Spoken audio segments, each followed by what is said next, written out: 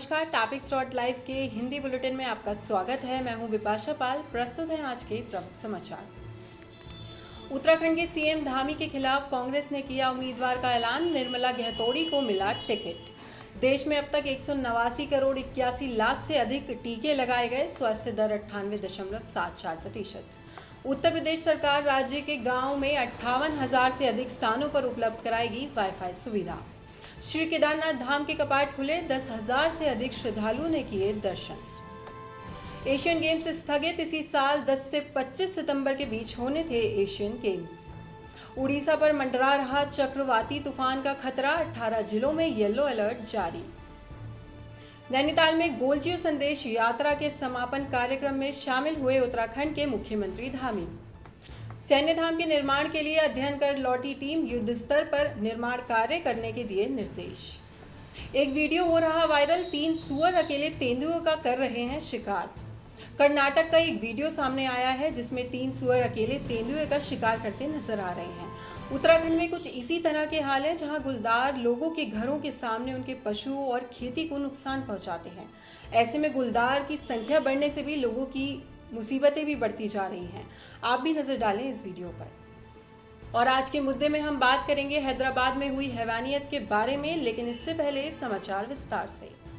31 मई को होने जा रहे चंपावत उपचुनाव के लिए कांग्रेस ने अपने उम्मीदवार को लेकर बड़ा ऐलान करते हुए निर्मला गहतोड़ी को टिकट दे दिया है। हरीश रावत सरकार में राज्य मंत्री दर्जा प्राप्त और 2 बार चंपावत में कांग्रेस की जिला अध्यक्ष रह चुकी निर्मला को कांग्रेस पार्टी चुनाव लड़ाने जा रही है। वहीं चंपावत विधानसभा सीट के लिए उपचुनाव के तारीख का ऐलान होते ही राजनीतिक दल सक्रिय हो गए हैं। खासकर बीजेपी ने चंपावत सीट के लिए रणनीति बनानी शुरू कर दी है। राष्ट्रव्यापी कोविड टीकाकरण अभियान के तहत देश में अब तक 189 करोड़ 81 लाख से अधिक टीके लगाए जा चुके हैं।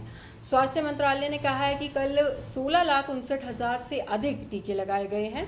इस दौरान 3,000 से अधिक लोगों में संक्रमण की पुष्टि हुई, जबकि लगभग 3,500 लोग संक्रमण दर से स्वस्थ हुए हैं। स्वस्थ होने की दर 98.74% है।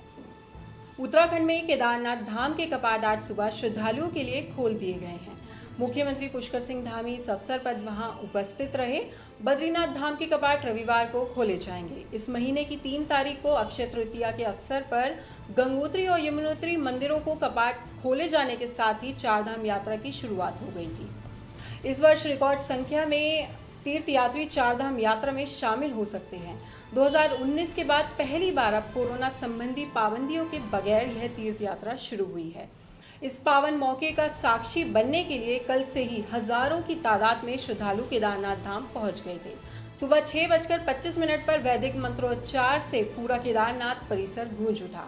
मंत्रोच्चार के बीच रावल, जो कि मुख्य पुजारी हैं, उन्होंने बाबा केदारनाथ की डोली लेकर मंदिर में प्रवेश किया। आपको बता दें कि केदारनाथ मंदिर उत्तराखंड के रुद्रप्रयाग जिले में स्थित है। सर्दियों में भारी बर्फबारी और भीषण ठंड की चपेट में रहने के कारण केदारनाथ, बद्रीनाथ, गंगोत्री और यमुनोत्री सभी 4 धामों के कपाट श्रद्धालुओं के लिए बंद कर दिए जाते हैं, जो अगले साल दोबारा अप्रैल-मई में खोले जाते हैं। खेल की दुनिया से एक बड़ी खबर सामने आ रही है कि एशियन गेम्स स्थगित कर दिए गए हैं। इस बात की जानकारी चीन की मीडिया की ओर से दी गई है। आपको बता दें कि इसी साल एशियन खेल 10 से 25 सितंबर के बीच होने थे। इसी बीच एशियन ओलंपिक काउंसिल की ओर से कहा गया है कि अब ये खेल स्थगित किए जा रहे हैं। हालांकि ये नहीं बताया गया है कि खेल स्थगित क्यों किए गए हैं, लेकिन माना यही जा रहा है कि कोरोना वायरस के बढ़ते प्रकोप के कारण ऐसा किया गया है। उत्तराखंड सरकार के महत्वाकांक्षी प्रोजेक्ट सैन्य धाम को समय से निर्मित कराने के लिए राज्य के सैनिक कल्याण मंत्री गणेश जोशी कमर कस चुके हैं। आज सैनिक कल्याण मंत्री ने सैन्य धाम के निर्माण को गति देने के लिए अपने कैंप कार्यालय में सैनिक कल्याण विभाग के सचिव, अपर सचिव, जिला प्रशासन और कार्यदायी संस्था के अधिकारियों संग बैठक की। सैनिक कल्याण मंत्री गणेश जोशी ने कहा कि उन्होंने बीते शुक्रवार को सैन्य धाम जाकर स्थिति का जायजा लिया था।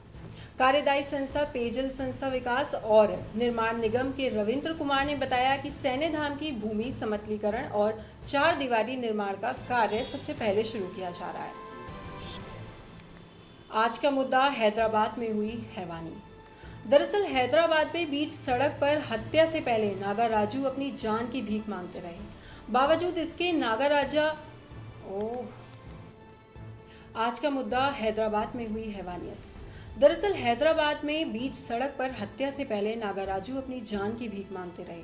बावजूद इसके नागाराजू के साले का दिल नहीं पसीजा। बहन का दोष सिर्फ यह था कि उसने गैर धर्म के लड़के से शादी की। नागाराजू को भी नहीं पता था कि उसी का प्यार उसी की जान का दुश्मन बन जाएगा। आपको बताते, नागाराजू और सुल्ताना करीब 11 साल से एक दूसरे को जानते थे। दोनों साथ स्कूल और कॉलेज भी पढ़े। फिर दोस्ती प्यार में बदली और इसी साल जनवरी में दोनों ने शादी कर ली। इस शादी से सुल्ताना के घर वाले नाराज थे। उनको गैर धर्म में बेटी का शादी करना ठीक नहीं लगा था। फिर 4 मई की रात सुल्ताना के भाई ने ही बाकी साथियों के साथ मिलकर नागाराजू की हत्या कर दी। आपकी इस पर क्या राय है, कमेंट बॉक्स में ज़रूर बताएं। इसी के साथ आज के समाचार समाप्त हुए। आप हमारे YouTube चैनल टॉपिंग्स.live को सब्सक्राइब, लाइक और शेयर ज़रूर करें। धन्यवाद।